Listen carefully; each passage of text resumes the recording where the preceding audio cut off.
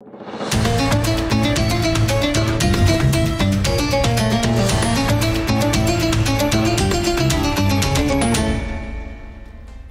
کاتتان باش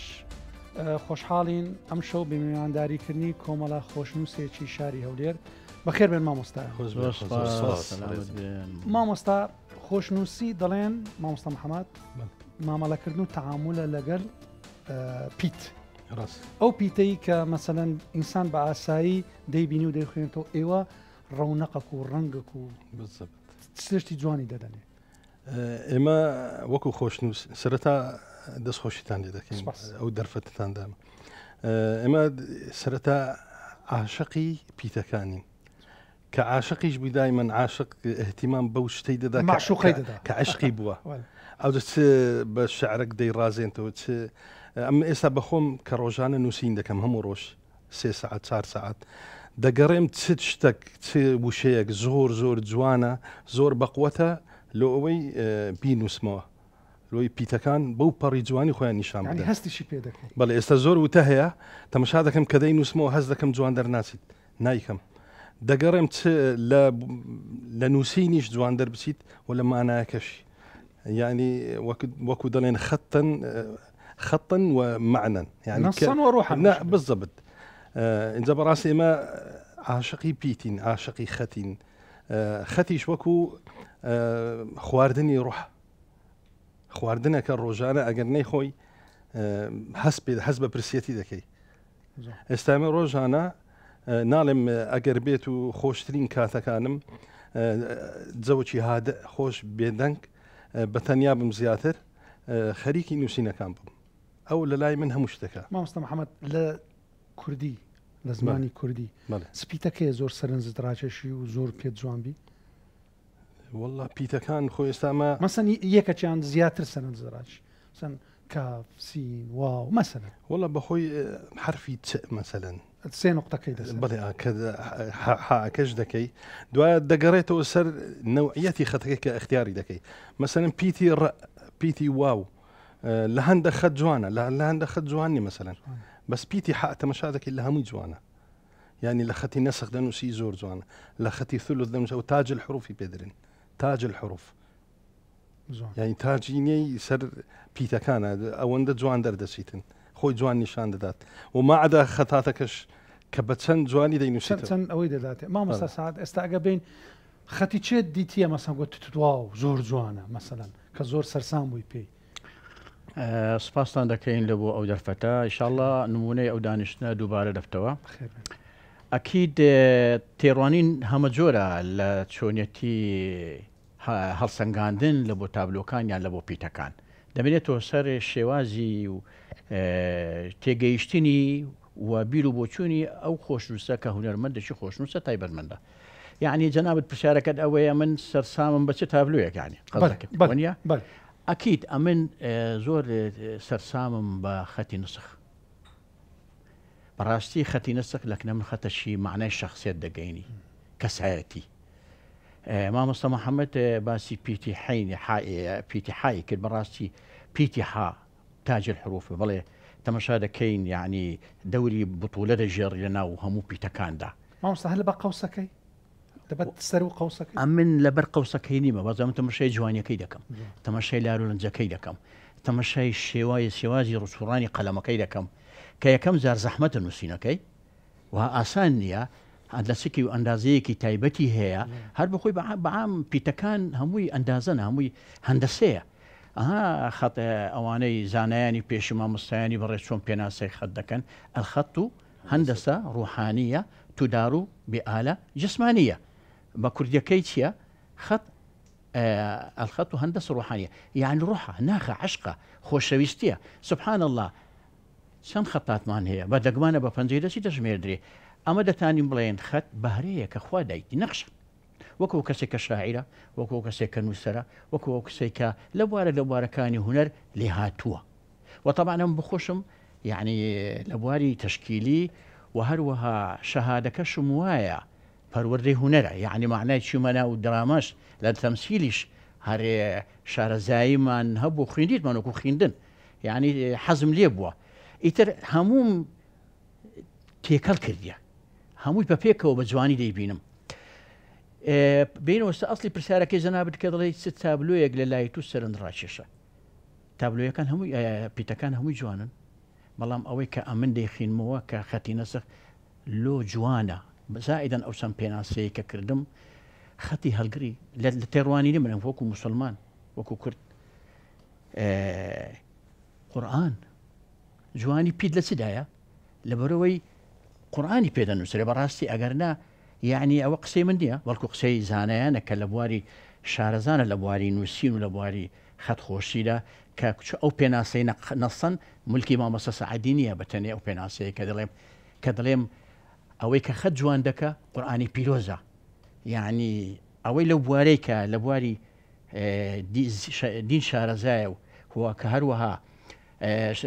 زانایانی ئاینی ئیسلام خۆشنووسی ناوبانجیان تێدا بووە،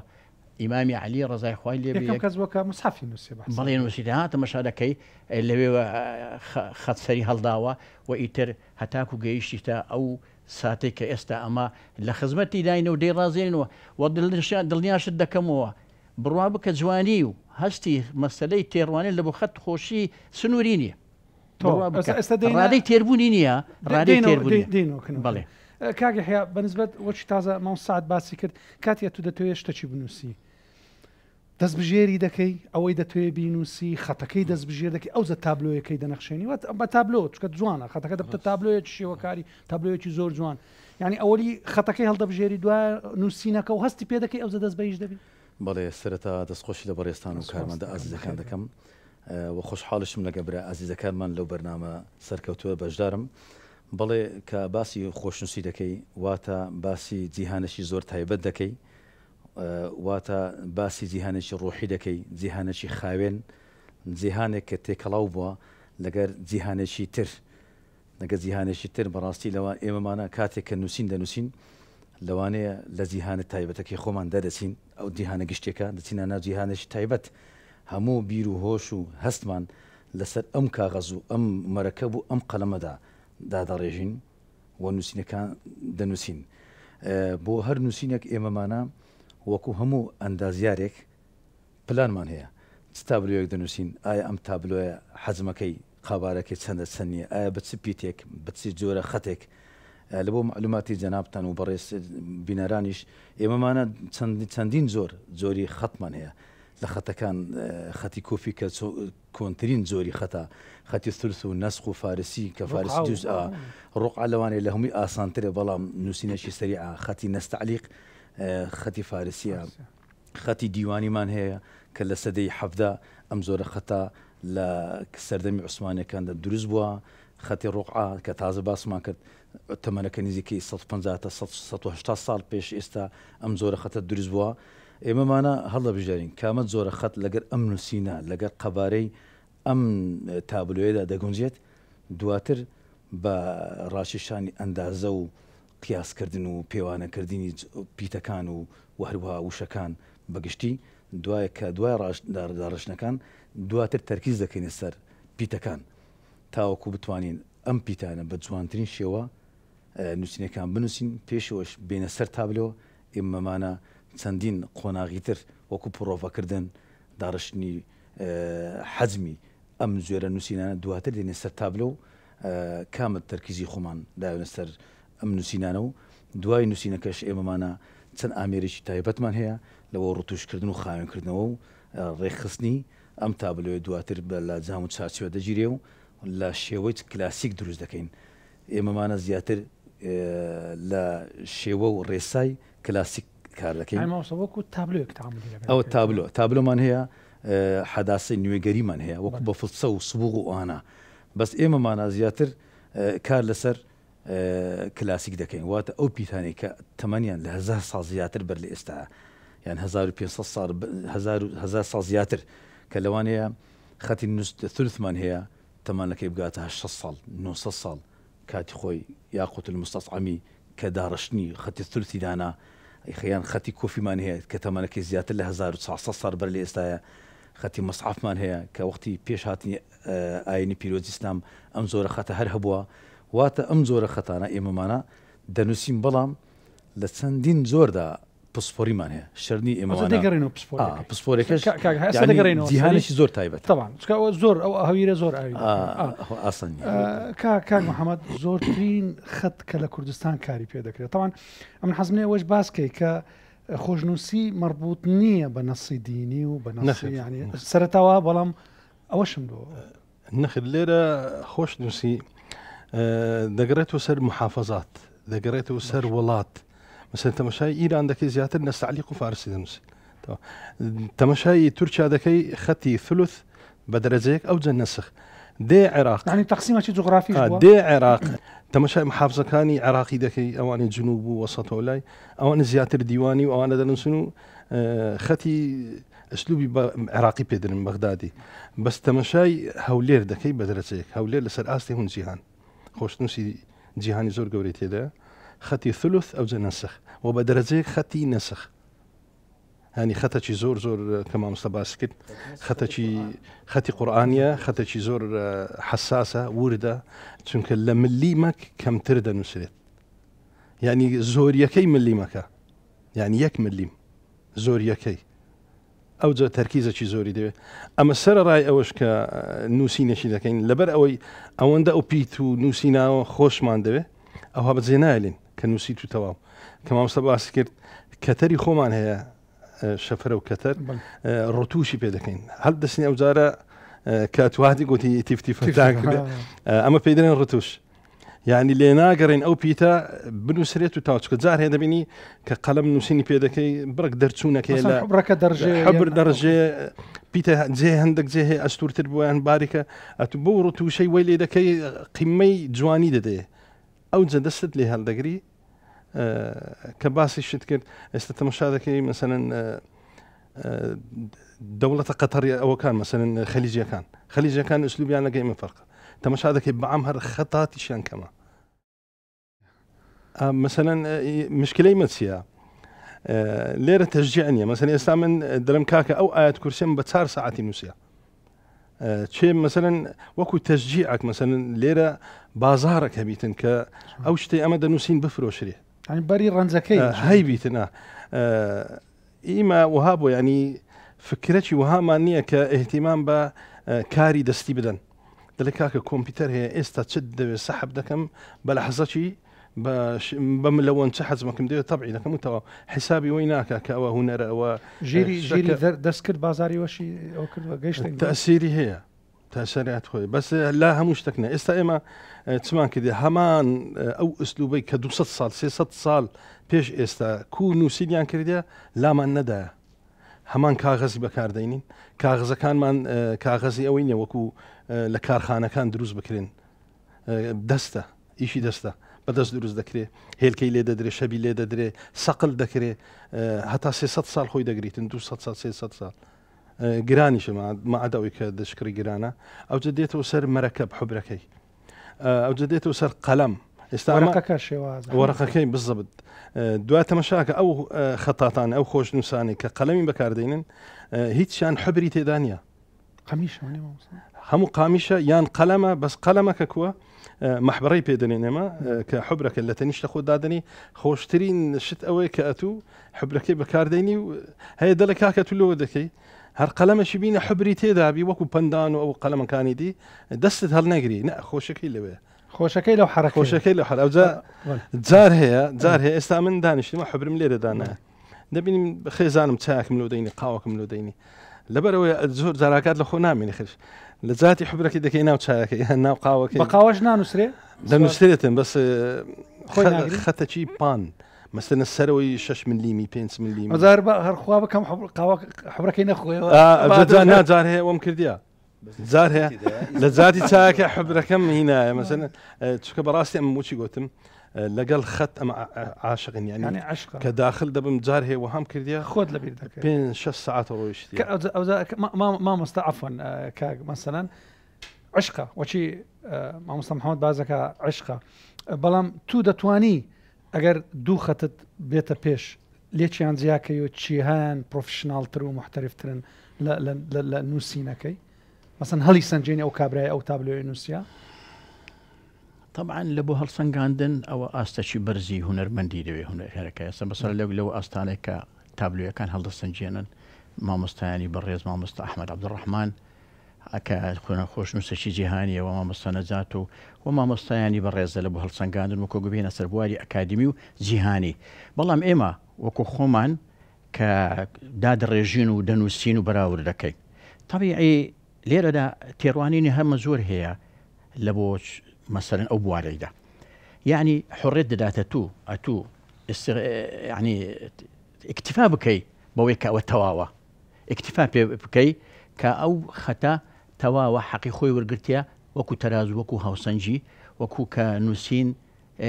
ئەوەی کە پێویستە ببتە تابلۆ. یعنی لێرە دا ئیکتیفا دەکەی. مەرجژنی ئەمە لێرکانەدا کە ئەمە دەچینە سەر ڕێی هەمە زۆری خۆشنووسانی جیهان قسەیان لەسەر ئەو قسەی جەنابت هەیە. یعنی مطابق 100% نییە. لێرە 100% نییە. ئەگەری زۆری هەیە بابەتەکە یعنی دەمینێتەوە سەرەوەی کە ئەمە شتێکی ئیزافیمان دەوێت. دەمانوێت هوەرەکەی زیاد کەین، دەمانەوێت تەجاوزکەین لەو نەسێکە هەیە، دەمانەوێت هوەرەکەی زیاتر شتیدی لێ دروستکەین. لێ تەماشا دەکەن زانایانی لە بوارێکە خۆشنووسی قسەی دەکەن دەڵێ ئەگەر ئەتوو بتانی یعنی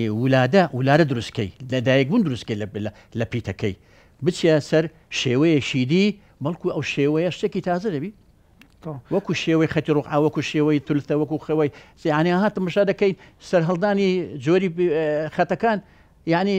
بابەتی هەمە زۆری لە هەڵکەوتو هەتا گەیشتە ئەو ئاستەی کە هەمووە لەسەر متتەفقن کە ئەوە قەواعی دەکەیتی ئەوە تەرازۆکەیتی. ئێستا بینە سەر شتەشی دی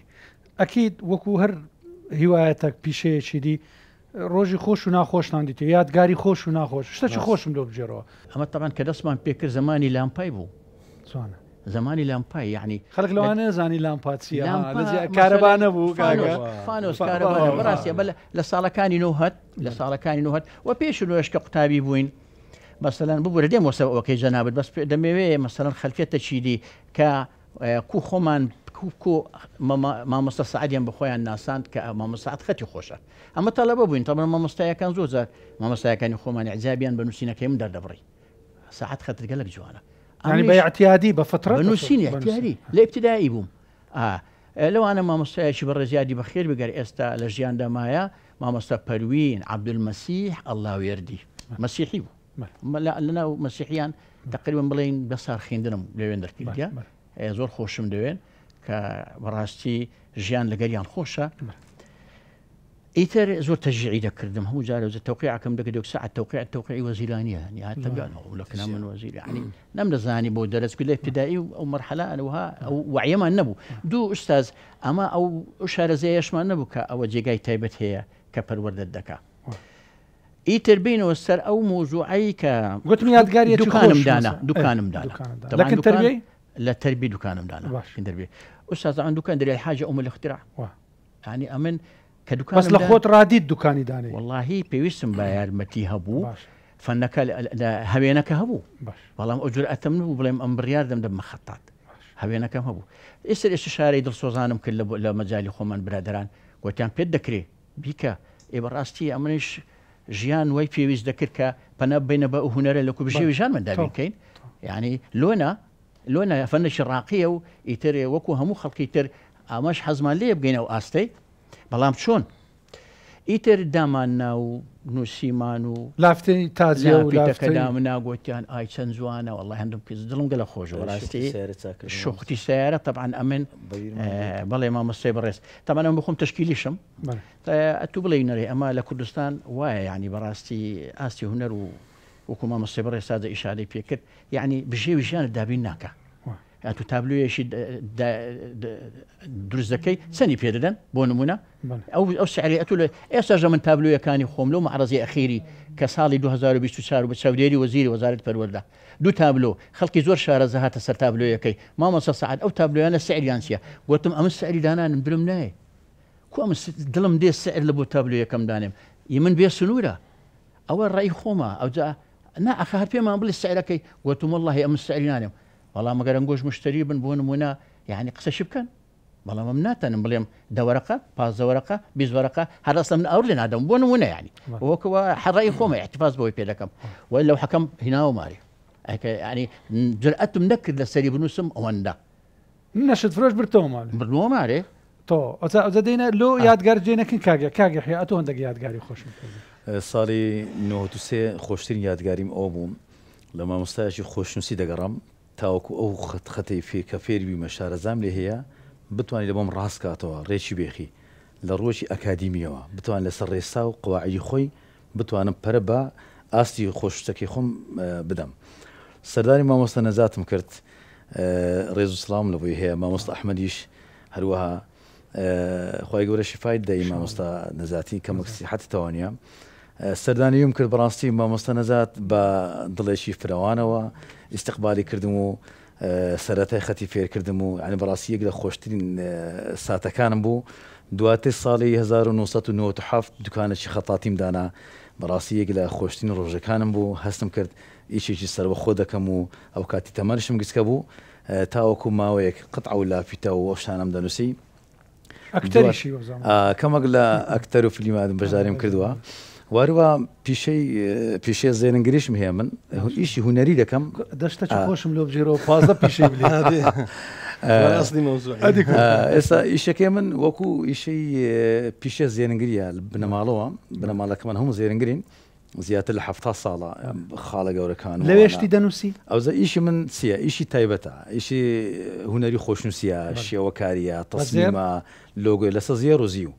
ئەو شتانە دروست دەکەم لۆ نمونە لەبەوەی کە هوەرەکەی خۆمان خۆش دەوێت لە پێشمان خۆش هوەرەکەی خۆمان بە زێر و بەزی بەڕازێنینەوە و هەروەها ئەم دەرفەتە و بۆشایی کە لە مەزالی پیشێ زێرنگریشدا هەیە بتوانم بە زێر و بەزی ئەو فەراغانە پڕکەمەوە لۆ نمونە مشتێک دێتە لامان دەرێ ملوانکێشی زێرم دەوێ ناوی خۆم بی منش دەست دەمە قەلم قەمیشی بە قەلم خەتی تەسیمەکی جوانی لەوە دروست دەکەم و دەرێت تەواو ئەزە بە زێر ئەوە دروست دەکەم دەبیتە ملوانکەیەک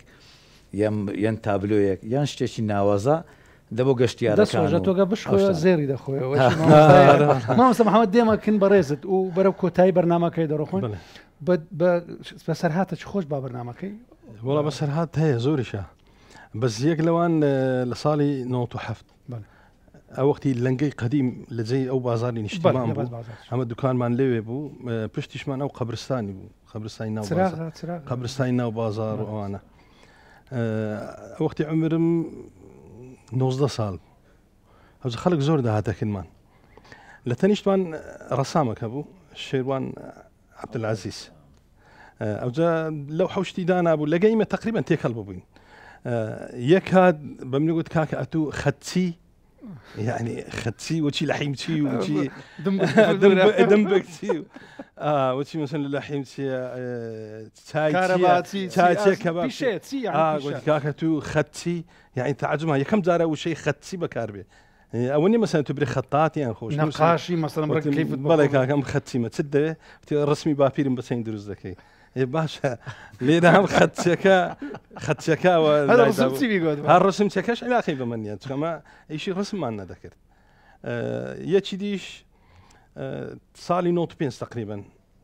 لو حكم دنوسي يعني زور اهتمامي شمبيدا باشي شرو يشتبهم تقريبا لكوتايه كان بهم او زو وقتي براسي ميزي شمنا بو هلا سدوشه داني شو دامنا بو برا قورة كم هات حبرة كيدي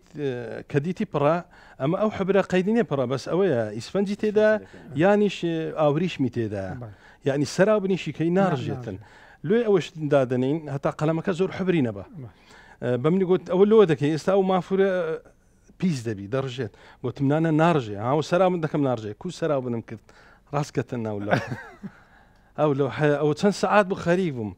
نازم كو او بربوا صد زار مولي كربالين بس لبربرام سراب قلت متمشاك نارجي كو سراب نمكت راس هم رجعوا كتسلوا وحكوا